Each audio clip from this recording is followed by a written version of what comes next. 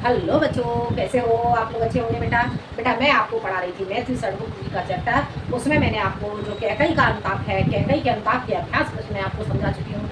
और मैं आज आपको समझाऊंगी कि जो मैथिली षडरूप जी का ही है आपका गीत। ठीक है, गीत के अभ्यास प्रश्न यूपी बोर्ड 12th क्लास के लिए। तो जान लेते हैं बेटा हम यूपी बोर्ड 12th क्लास के लिए मैथिली षडरूप जी का चैप्टर गीत के अभ्यास।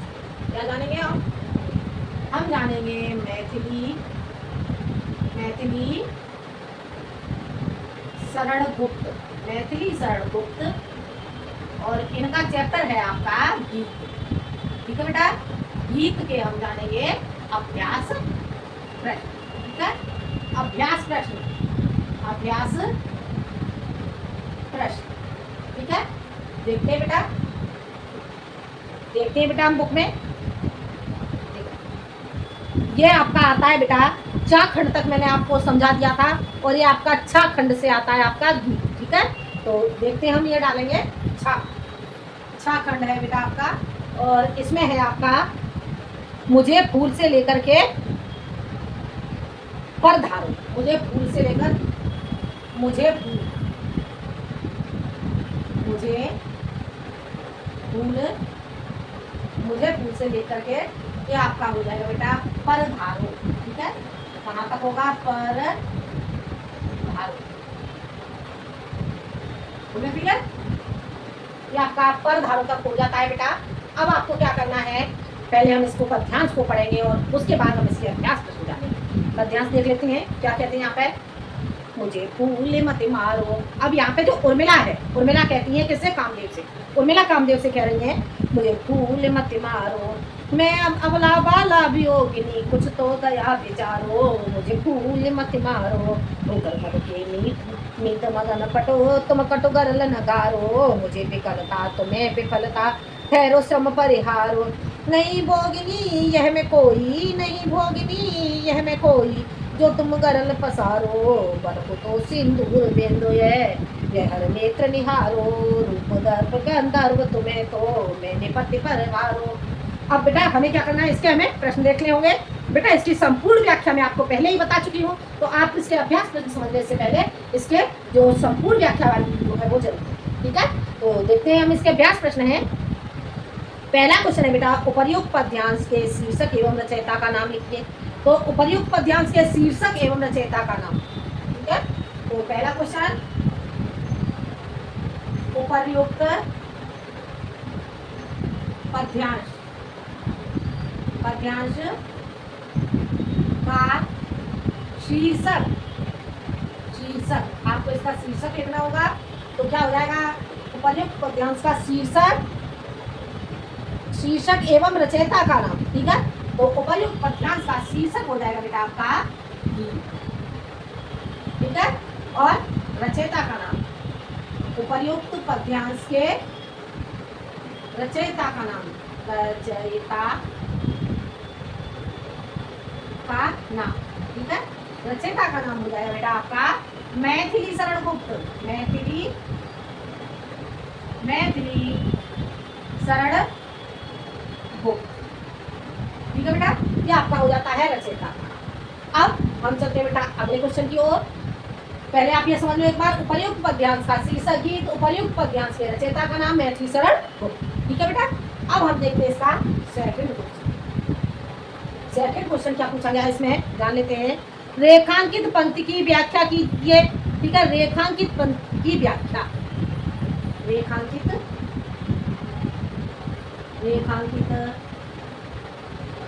पंक्ति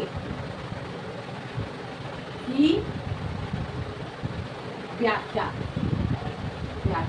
ठीक है, तो इसका अर्थ लिखोगे बेटा आप, प्रस्तुत पंक्ति में, प्रस्तुत पंक्ति में गुप्त जी कहते हैं कि, गुप्त जी कहते हैं कि गुप्त जी कहते हैं कि क्या कहते हैं गुप्त जी?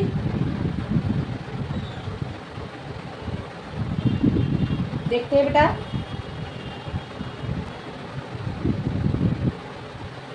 प्रस्तुत पंक्ति में गुप्ती जी कहते हैं कि बेटा अब आपको ये देखना होगा कि हमारा यहाँ पर रेखांकित कहाँ पर किया गया है। ठीक है, तो रेखांकित हमारा किया गया है, मुझे फूल मत मारो मैं अबला बाला वियोगिनी, कुछ तो दया विचारो। ठीक है, इतना आपका रेखांकित किया गया है। तो प्रस्तुत पंक्ति में गुप्त जी कहते हैं कि उर्मिला उर्मिला कामदेव से कामदेव से कामदेव से कहती है कि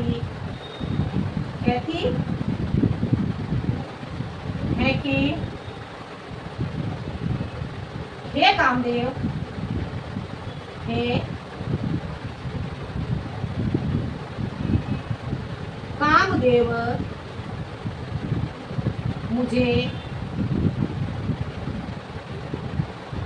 मुझे ऐसे लिखो, मुझ पर, हे कामदेव मुझ पर पुष्प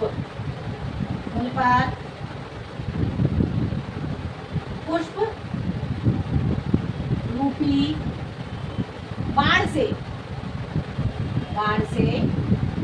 प्रहार मत करो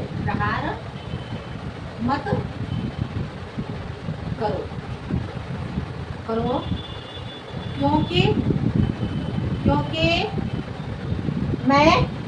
मैं अबला बाला वियोगिनी, क्योंकि मैं अबला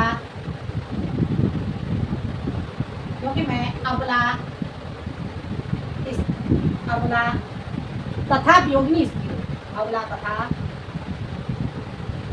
मैं अबला तथा वियोगिनी, अबला इसे ऐसे लिखो, मैं अबला तथा अपने प्रियतम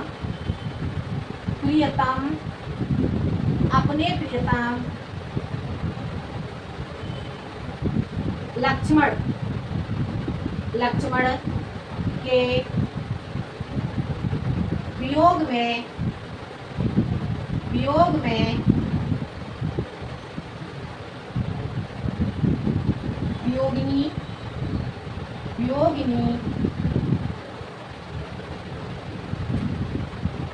स्त्री हूँ। आप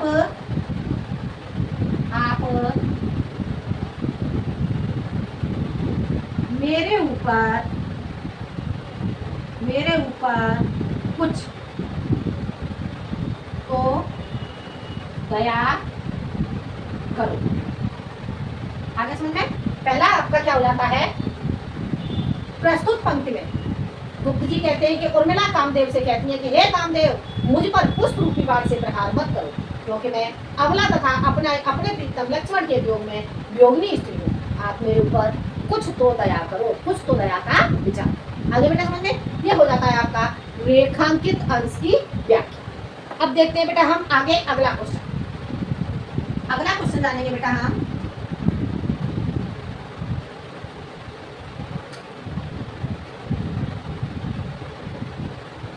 देखते हैं हम अगला क्वेश्चन।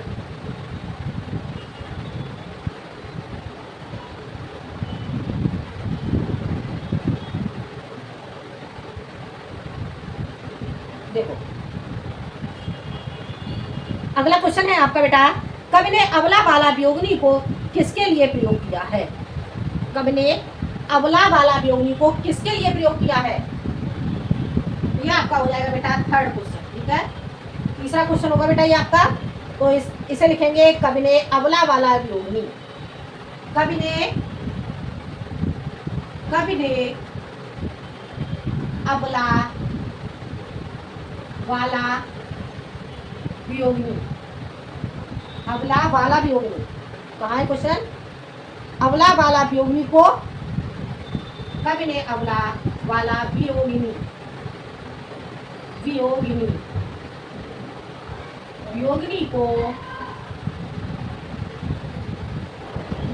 को उर्मिला के लिए उर्मिला के लिए, उर्मिला के लिए, उर्मिला के लिए प्रयोग किया है। आगे समझ में? कवि ने अमिला वाला वियोगिनी को उर्मिला के लिए प्रयोग किया है। ये आपका आंसर हो जाता है। अब हम चलते हैं अगले क्वेश्चन के ओर। अगला क्वेश्चन है सिंदूर बिंदु की तुलना किससे की गई है? तो इसका आंसर लिखोगे बेटा सिंदूर, सिंदूर बिंदु, सिंदूर बिंदु की तुलना शिव के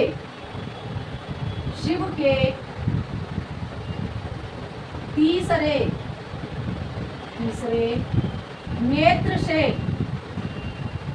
से की गई है, आगे समझ में? सिंदूर बिंदु की तुलना शिव के तीसरे नेत्र से की गई है। ये आपका क्वेश्चन हो जाता है। अगला क्वेश्चन है आपका चरण धूलि में कौन सा समास है? चरण धूलि, चरण धूलि में तत्पुरुष, तत्पुरुष समास है। आगे बेटा समझ में क्या हो जाता है आपका क्वेश्चन?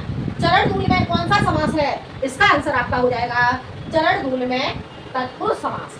ठीक है, चरण धूल चरणों की धूल, ठीक है, तो इसमें षष्ठी तत्पुरुष आपका हो जाता है इस तरह से, तो यहाँ पर आपका तत्पुरुष समास हो जाता है। अगला क्वेश्चन है बेटा, ये आपका जो 6 खंड है, 6 खंड के बेटा अभ्यास प्रश्न आपके कंप्लीट हो जाते हैं। ये आपको समझ में आ गए होंगे। अब हम चलते हैं अगले खंड की ओर, ठीक है, अगले पद्यांश की ओर। अब हम जानेंगे अगला पद्यांश। अब हम जानेंगे ज खंड, ठीक है, ज देखेंगे बेटा हम कहां से है। यही आता है मन में,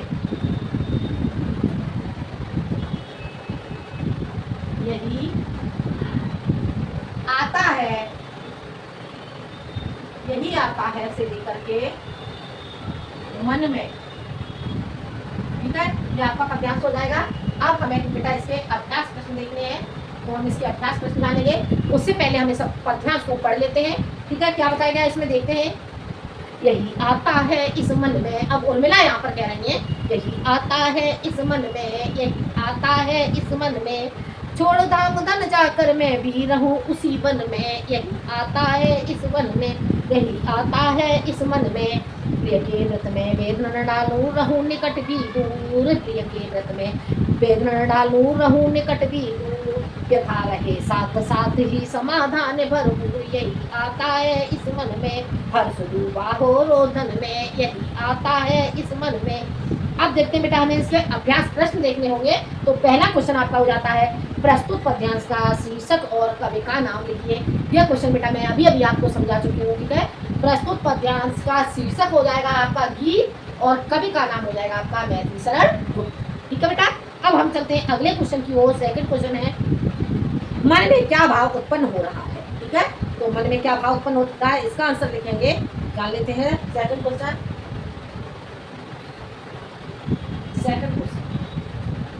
उर्मिला सेकंड क्वेश्चन का आंसर है बेटा ये, ठीक है। सेकंड क्वेश्चन का आंसर, सेकंड क्वेश्चन का उत्तर हो जाता है आपका ये उर्मिला कहती है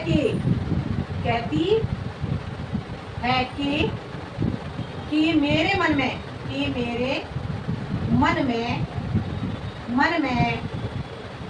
बार बार यही भाव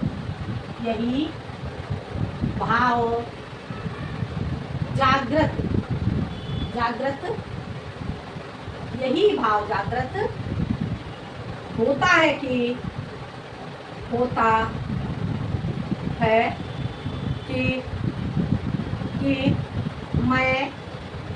मैं सब धन धाम, धन और धाम, ठीक है। धन धाम मैं, उर्मिला कहती है कि मेरे मन में बार बार यही भाव जागृत होता है कि मैं सब धन धाम अर्थात अर्थात अर्थात क्या लिखेंगे बेटा, हम लिखेंगे बेटा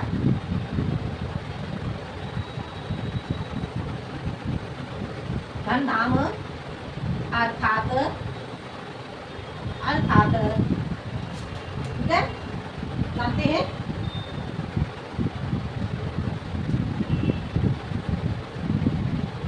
अर्थात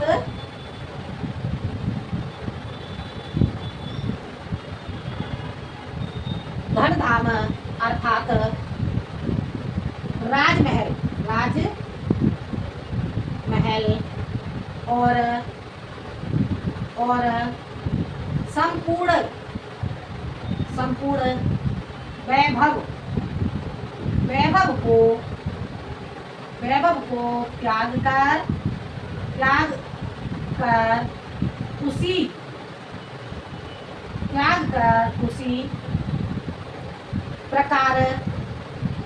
उसी प्रकार वन में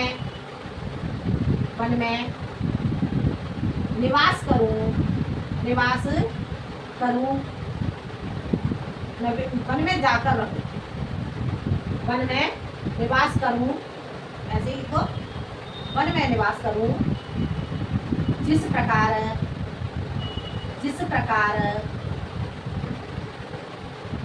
मेरे प्रियतम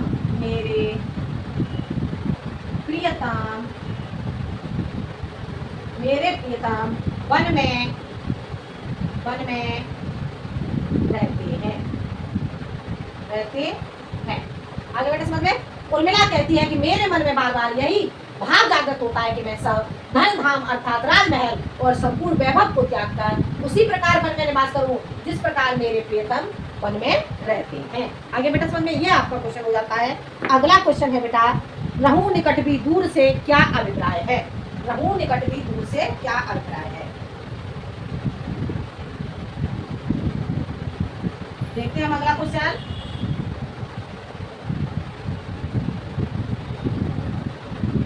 ये आपका हो जाएगा बेटा थर्ड क्वेश्चन, ठीक है। तीसरा क्वेश्चन है रहूं निकट भी दूर,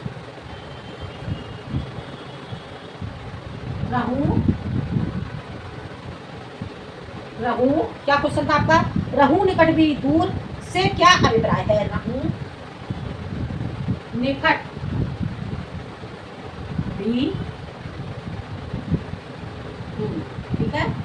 रहूं निकट भी दूर का अभिप्राय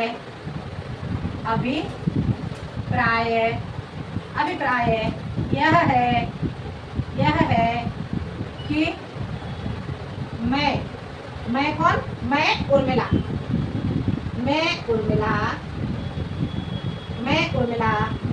उनके किसके, अपने प्रियतम लक्ष्मण के, ठीक है। तो वो कहती है कि रहूं निकट, अभिप्राय यह है कि मैं अपने प्रियतम, ऐसे लिख देती हूँ, अपने प्रियतम उर्मिला कि मैं अपने प्रियतम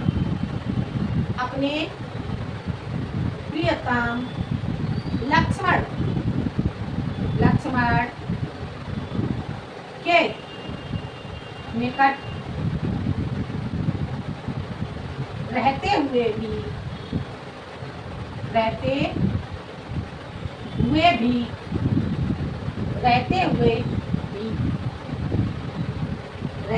भी उनसे दूर नहीं रहूंगी।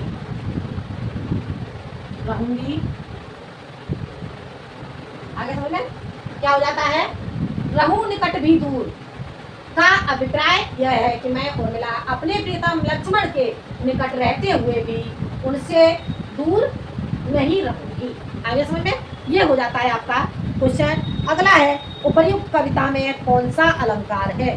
तो उपर्युक्त कविता में कौन सा अलंकार है, इसका लिखोगे उपर्युक्त कविता में काव्यालिंग, काव्यालिंग, काव्यालिंग व अनुप्रास अलंकार है, अनुप्रास अलंकार है, अलंकार है।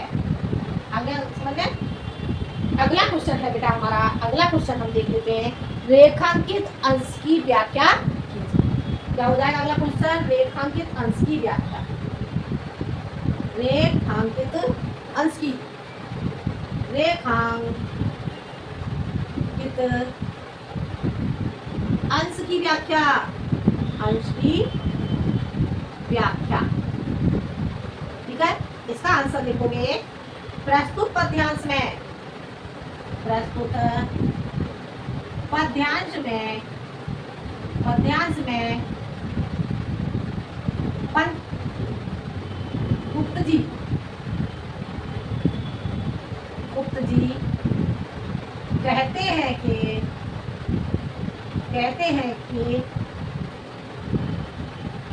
अब आपको क्या देखना है, हमारा रेखांकित कहाँ पर किया हुआ है, तो हर्ष डूबा हो रोदन में यही आता है इस मन, हर्ष डूबा हो रोदन में यही आता है इस मन में। अब इसका अर्थ लिखेंगे, प्रस्तुत पद्यांश में गुप्त जी कहते हैं कि उर्मिला कहती है कि, उर्मिला कहती है कि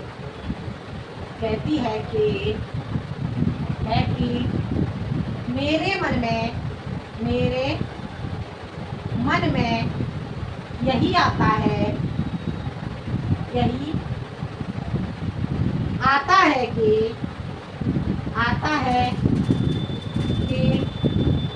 यही आता है कि मैं अपने प्रियतम मैं अपने प्रियतम के दर्शन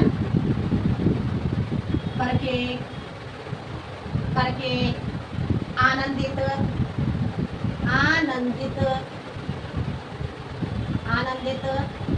होती रहूं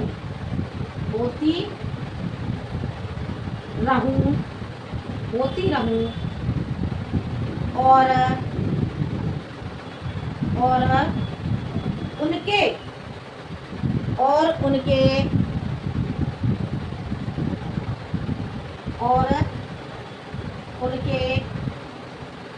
प्रत्यक्ष न मिलने पर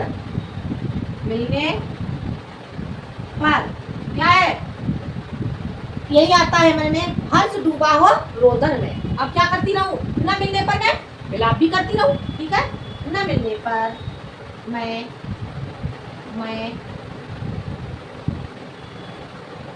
विलाप निरंतर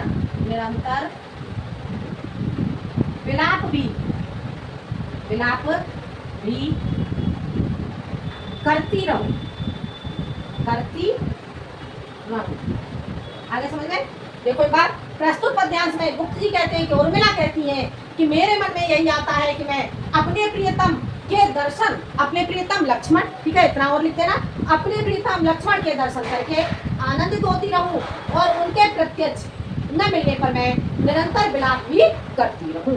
आगे समझ में? यह आपका पद्यांश कंप्लीट हो जाता है। और अब बढ़ते हैं बेटा हम आगे, अगले आपका जो लास्ट है आपका झाखंड की। ठीक है, इतना आपको समझ में आ गया होगा बेटा। और अगला है आपका, ये लास्ट हो जाता है का झाखंड। ठीक है, तो देख लेते हैं हम झाखंड को।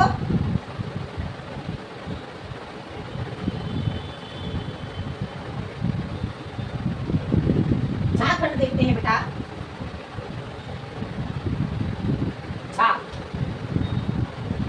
अब बेटा हम इसे जानेंगे, क्या बताया गया इसमें जान लेते हैं। निरख सखी से लेकर के लाई, निरख सखी, निरख सखी, निरख सखी, निरख सखी से लेकर के लाई। अब हम इस पद्यांश को पढ़ेंगे बेटा। क्या बताया गया है, निरख सखी ये खंजन आए, निरख सखी ये खंजन आए, फेरे उन मेरे रंजन ने नैन इधर मन लाए, फैला उनके तन का आतप मन में सर सर साए, घूमे वे इस ओर वहाँ वे हंस यहाँ उड़ आए, घूमे वे इस ओर वहाँ आए हंस यहाँ उड़ आए, करके ध्यान आज इस जन का, करके ध्यान आज इस जन का, निश्चय ये मुस्काए, निश्चय ये मुस्काए, फूल उठे हैं कमल अदर से, फूल उठे हैं कमल अदर से, जय बंधुक सुहाए, स्वागत स्वागत शरद भाग्य से मैंने दर्शन पाए, नवने मोती बारे लोये, नवने मोती बारे लोये, अश्रु अर्ध भर लाए, अश्रु अर्ध भर लाए। अब देखते हैं बेटा हम इसके अभ्यास प्रश्न।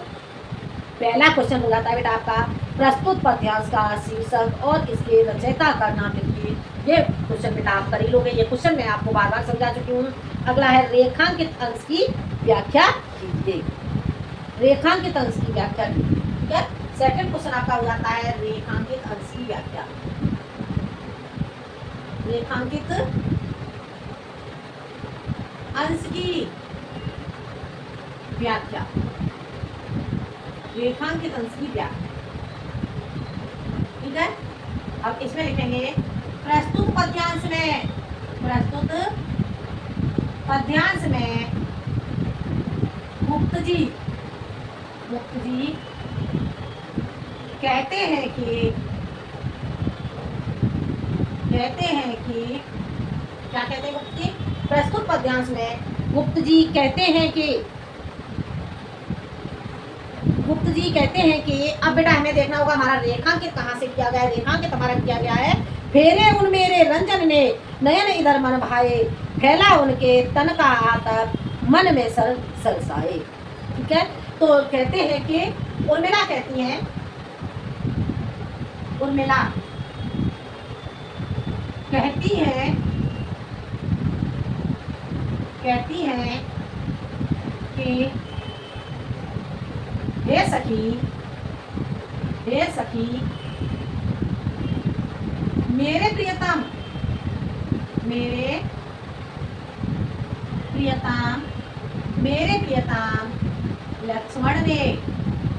लक्ष्मण ने मेरी ओर, क्या कह रहे हैं, मेरी ओर नेत्र घुमाए हैं। मेरे प्रियतम लक्ष्मण ने मेरी ओर अपने नेत्र घुमाए हैं,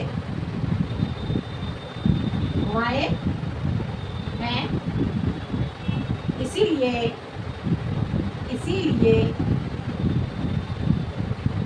ये खंजर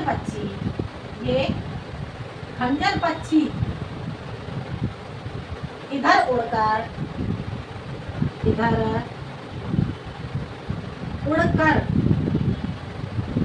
आ गए हैं, और जो धूप फैली हुई है, और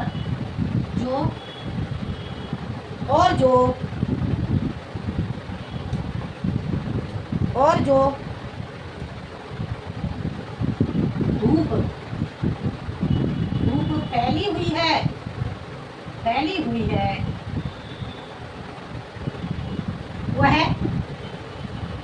वह मेरे प्रियतम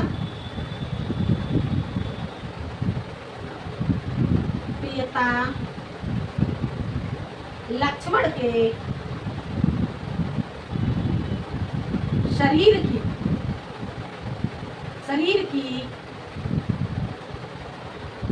शरीर की गर्मी क्या है, फैला उनके तन का आतप।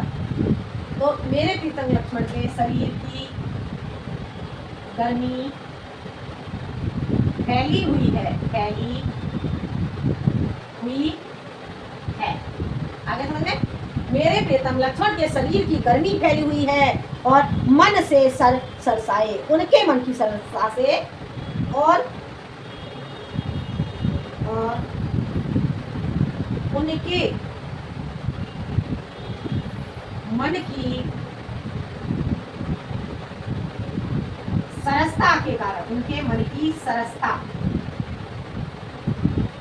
के कारण क्या हो गया, सरसाई, सरसता के कारण सरोवर में, तालाब में, तालाब लिख सकते हैं या सरोवर लिख सकते हैं, ठीक है बेटा। तालाब में, सरसता के कारण तालाब में कमल सरसाई, ठीक है। तो सरोवर में कमल खिल उठे हैं, कमल खिल उठे हैं, खिल उठे हैं। आगे बेटा समझ में क्या क्या क्या कहा गया है। प्रस्तुत पद्यांश में गुप्त जी कहते हैं कि उर्मिला कहती है कि हे सखी, मेरे प्रियतम लक्ष्मण ने मेरी ओर अपने नेत्र घुमाए हैं, इसीलिए ये खंजन पक्षी इधर उड़कर आ गए हैं, और जो धूप फैली हुई है वह मेरे प्रियतम लक्ष्मण के शरीर की गर्मी फैली हुई है, और उनके मन की सरसता के कारण तालाब में कमल खिल उठे हैं, ठीक है बेटा। ये हो जाता है आपका रेखांकित अंश की व्याख्या। अब देखते हैं बेटा हम अगला क्वेश्चन। अगला क्वेश्चन क्या कहा, देखते हैं हम अगले क्वेश्चन में क्या पूछते हैं।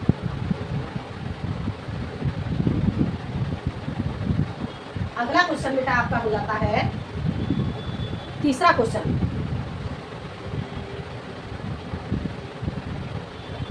तीसरा क्वेश्चन क्या है, सखी को खंजन दिखाने का तात्पर्य क्या है। सखी को खंजन दिखाने का, सखी को उत्तर, सखी को खंजन, खंजन पक्षी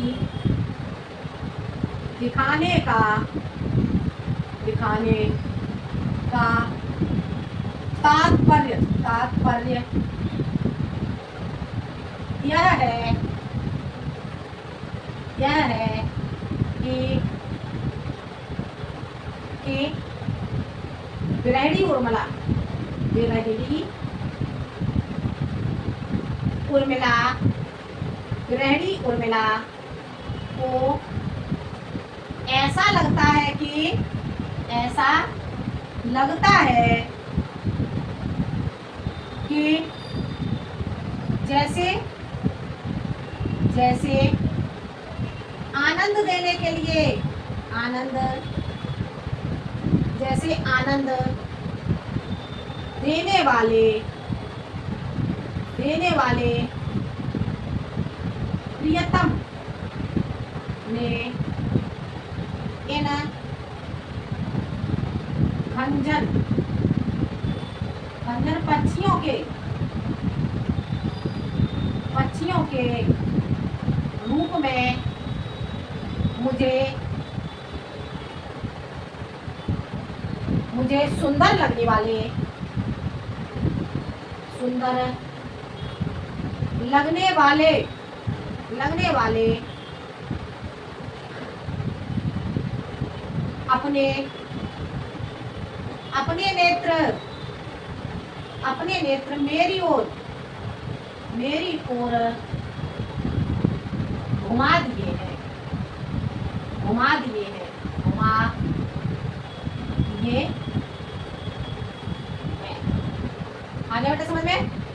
सखी को खंजन पक्षी दिखाने का तात्पर्य है कि विरहिणी उर्मिला को ऐसा लगता है कि जैसे आनंद देने वाले प्रियतम ने इन खंजन पक्षियों के रूप में मुझे सुंदर लगने वाले अपने नेत्र मेरी ओर घुमा दिए हैं। आगे समझ में बेटा, ये आपका आंसर हो जाता है। अब अगला क्वेश्चन है बेटा आपका, अगला क्वेश्चन क्या पूछा गया है, इस काव्यांश में किस ऋतु का वर्णन है।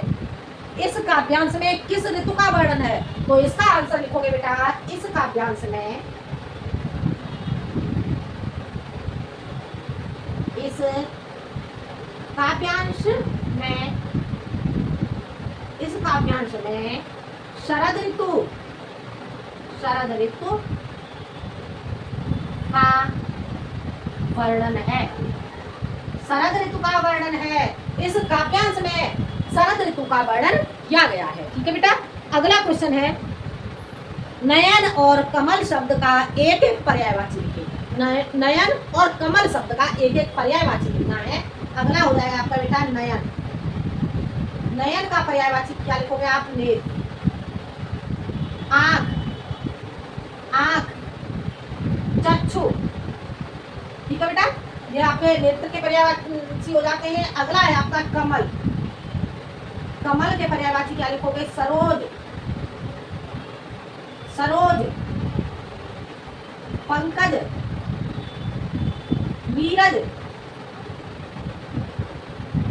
सरोज, पंकज, नीरज, ठीक है बेटा, ये आपके हो जाते हैं कमल के पर्यायवाची। तो ये बेटा आपका जो मैथिली शरणमुक्ति जी का गीत था, गीत के अभ्यास में मैंने आपको बताए, ये बेटा आपको समझ में आ गए होंगे।